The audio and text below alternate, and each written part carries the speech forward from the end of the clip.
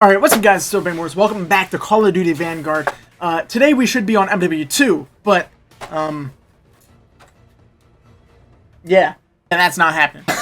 We're just gonna make some progress on assault rifles, and I'll explain what happened. I did get diamond SMGs earlier today. Now we're basically just on assault rifles. I want to see if this thing works, if the STG tracks now. Zeffy just tweeted Call of Duty Warzone, Don't Blink Edition. It's a clip of his game just crashing without even telling him. It just closes out to the desktop. Crazy how that shit happens. No dev error or anything. I've had this thing happen in Warzone. It's only happened once, and it better not happen again. Where I'm literally mid-gunfight, and I got hit markered to the desktop. Like, mid-gunfight, and I got hit, and it just tabbed me out of the game. But yeah, if you didn't know about National MW2 Day, similar to the Halo Reach thing on TikTok, if you were around then, if you saw it at all, if you didn't, basically someone just uploaded a TikTok telling people to get on a certain day, and it just gains a shit ton of traction. Articles are written, it's tweeted about, the TikTok pulls hundreds of thousands of likes, all that shit. And someone did that with MW2, December 21st, 2021, let's make it National MW2 Day. So essentially, my video is going to be titled, TikTok brought back Modern Warfare 2 for a day, but, you know, I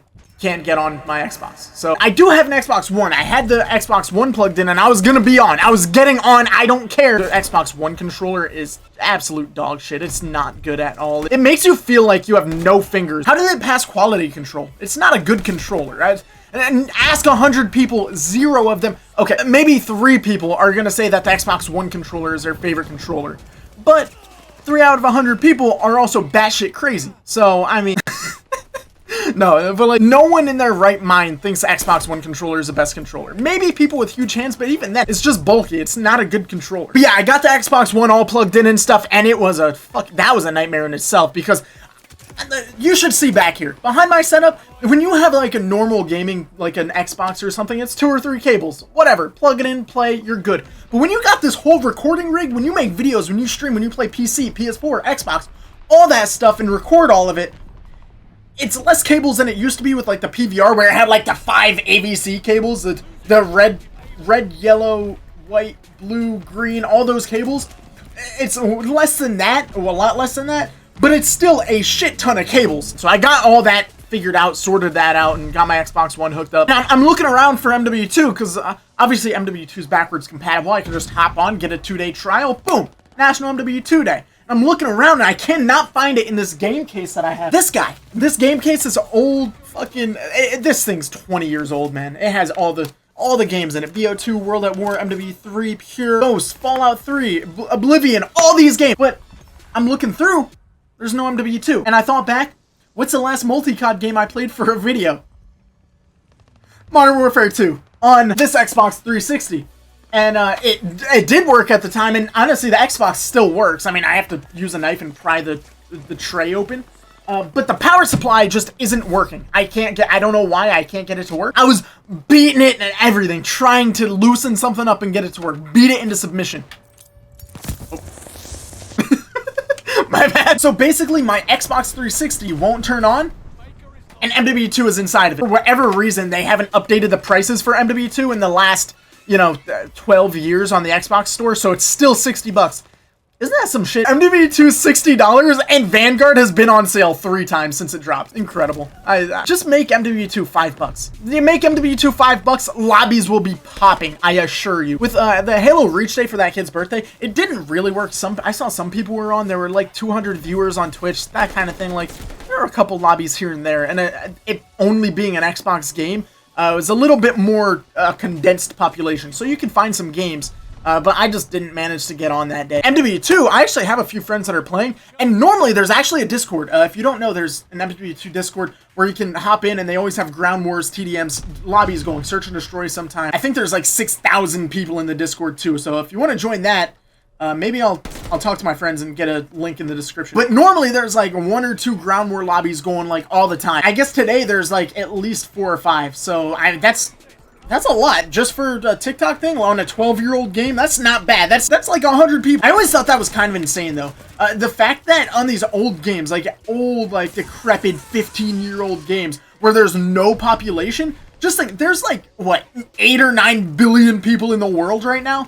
There's been hundreds of thousands, maybe millions of people that have played this game, and if you hop on one of these old games, like World at War, for example, like an old Call of Duty, years later, and you're in the only team deathmatch on the entire game. It's like, boom, 9 players on this game right now. That's 9 people playing the game. You're one of those 9 people out of the billions of people on the planet. No one else is playing that game right now. That's kind of nuts. There's stuff online about, like, there's holes in the Xbox, like here and here, and you can, like, poke in with a paperclip and, like, mess with the gears and it'll pop it open. And I kind of popped it open a little bit. I popped it open to literally... That's as far as it'll go. Dude, this is exactly like the scene from The Office where Jim jams all of Dwight's drawers to his desk, you know? And it's literally open an inch. You can see it. MW2 is right there. You can see it. It's literally MW2 right there. It's so close. And I've tried pulling it out and stuff and it just will not budge. And dude, I've put some effort into it. Won't open. And it won't close all the way either. It's chalked. So maybe one of these days I'll be able to get back on and the power supply will magically work, but it's not looking like it. The Xbox 360 was some good times though, man. I'll tell you that. Shit was built like a brick. Like, the fact that this thing has survived as long as it has and is still running games with me prying it open with a knife, it survived. Same with the Xbox 360 controller. Like, this shit is taking a beating and it still works great. Feels amazing. I mean, shit, I remember some of you guys that used to play Xbox, I'm sure you remember, like, the Red Ring of Death. I think it was a thing when the Xbox overheated and the solder joints just kind of, they melted and became not great connections anymore. It would give you the overheating error, the Red Ring of Death error. That stuff wasn't, like, working that great. I don't know the exact details as to exactly what messed up, but I know it was due to some sort of overheating issue. And it cooked Xboxes. Like, usually if you got the Red Ring of Death, sometimes you could, like, leave it on for a long time or whatever and it would fix itself, or, like, leave it off for a long time, it would fix itself. You could knock it around. Like, random things would kind of fix it temporarily.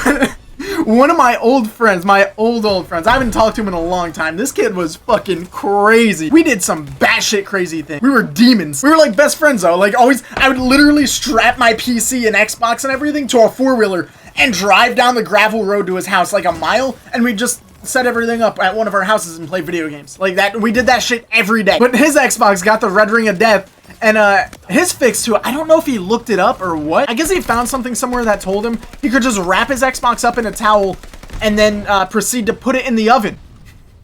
And it would fix the Red Ring of Death. It worked. He didn't have the Red Ring of Death after that, but it wasn't permanent. Like, his Xbox would, like, every so often get Red Ring of Death, and then he'd just put it in the oven again. That's the type of shit that just feels illegal. Like, it's perfectly legal to put your Xbox in the oven, but it just feels wrong. It feels like you shouldn't do that. It feels like you should definitely get some jail time for that, you know what I mean? Yeah, a little shorter video today. It did not go as planned, and that's why this video is going up late as well. I'm gonna try to get Atomic done in time. I know the Panzerfaust is giving me a little bit of extra time, but I want to try to get it actually unlocked at around the same time as other people. Yeah, we're gonna find some fun stuff to do in the near future once Atomic is through. So yeah, thank you guys for watching. I appreciate it. Leave a love, leave a like, subscribe, comment, all that stuff if you feel like it, and I'll see you guys tomorrow.